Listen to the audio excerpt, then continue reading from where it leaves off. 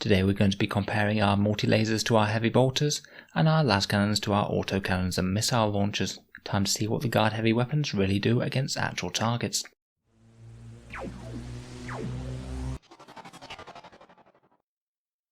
Hello and welcome back to Auspex Tactics, the strategy focused 40k channel, where we're all about getting the most out of our miniatures on the tabletop. So I've been asked quite a few questions recently about my preferred loadout choice for either heavy weapons teams, Sentinel weapons and Leman Russ tank sponsons. Today I thought we'd go some way to discussing all of those options all together in one big chart where we look at the different damage outputs of most of the guard heavy weapon arsenal. So let's get right into it and see what the various heavy weapons do against their respective targets.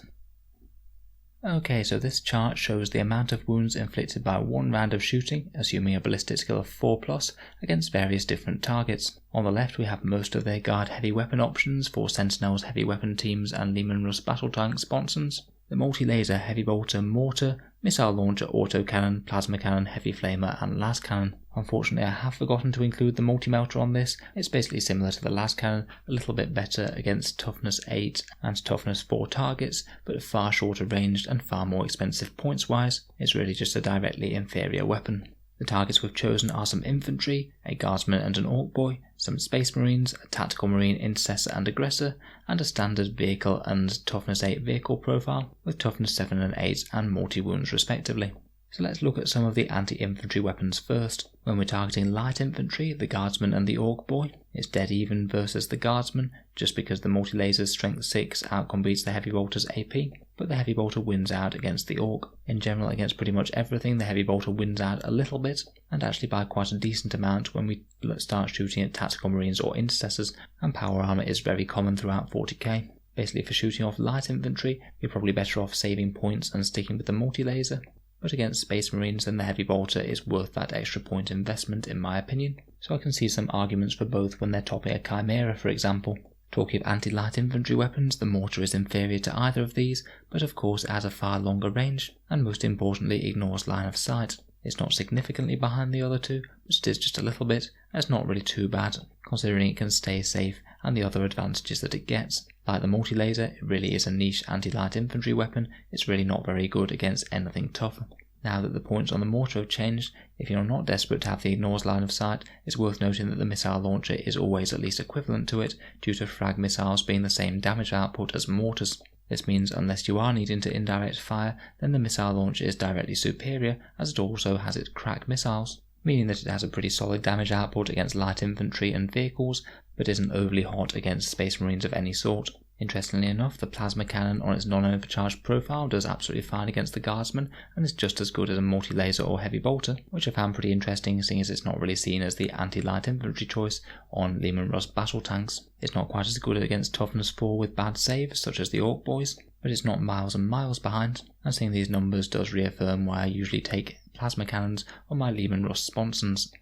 Next we get to the heavy flamer, which is very good against anti-light infantry and isn't at all bad against space marines either. Now the heavy flamer does win a lot of these contests, but frankly it should. It's both far more expensive than the vast majority of the anti-light infantry options, and it's also incredibly short range compared with everything else. Everything else on this table has at least a 36-inch range, where the heavy flamer has a measly 8. Don't get me wrong, its damage output is good, but I feel that over the course of any real game of 40k, you're likely going to be able to get multiple rounds of shooting with all of the other weapons, where the heavy flamers are frankly going to be lucky to fire more than once or twice. Despite these good generalist numbers, heavy flamers just really aren't a winner for me, due to the increased price tag, and also, having basically zero choice in what they fire at, it has to be something that's right next to the bearer.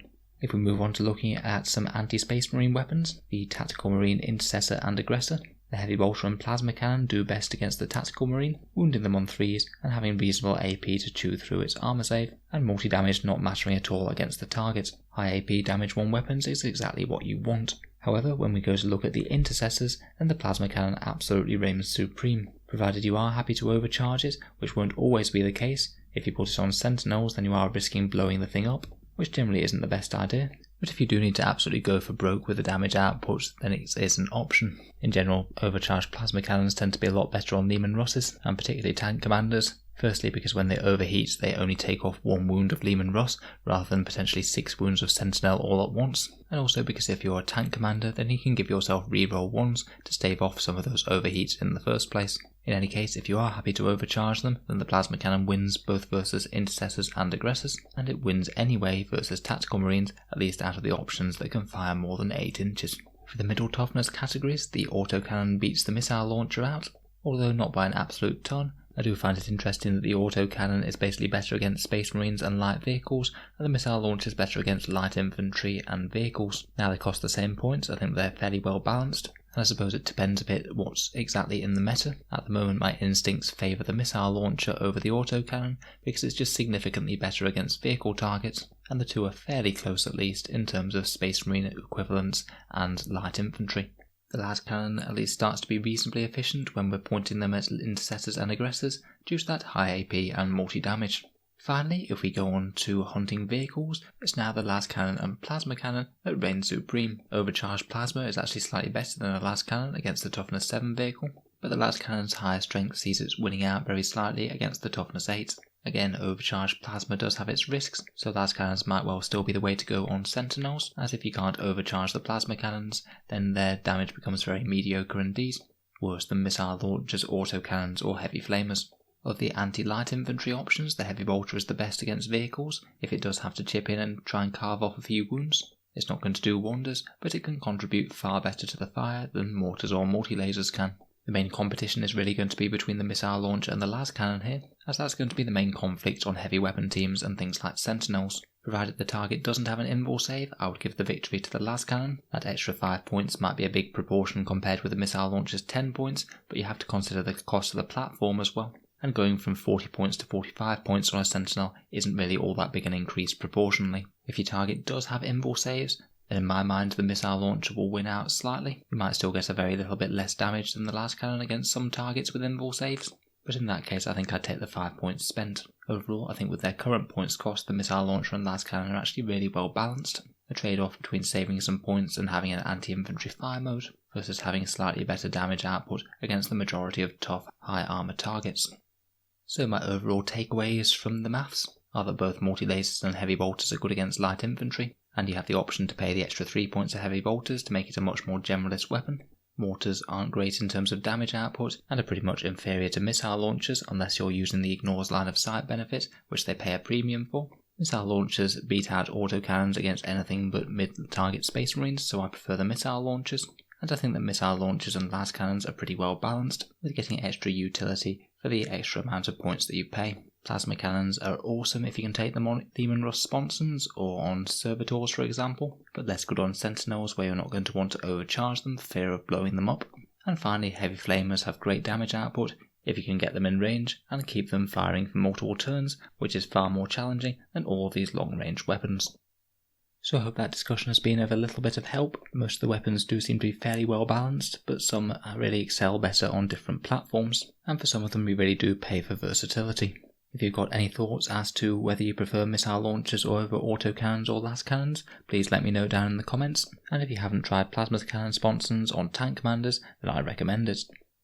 In any case, thanks for listening to an Auspex Tactics video. We'll have plenty of more Imperial Guard content coming out very regularly on the channel, so subscribe for more if you'd like to see more like this. And I'd also just like to mention the channel's Patreon page as well, which is what keeps it going, as making all of these videos does take quite a long time. If you've been enjoying regularly, then any support is greatly appreciated. You also get some bonuses for signing up, such as being able to see some of the videos early and voting on the polls that tell me what videos to make next. If any of that sounds interesting, then please give the link a click below and take a look. And of course a big thank you to all the current Patreons for helping make the channel possible. In any case, thank you very much for listening, and I hope to see you guys next time.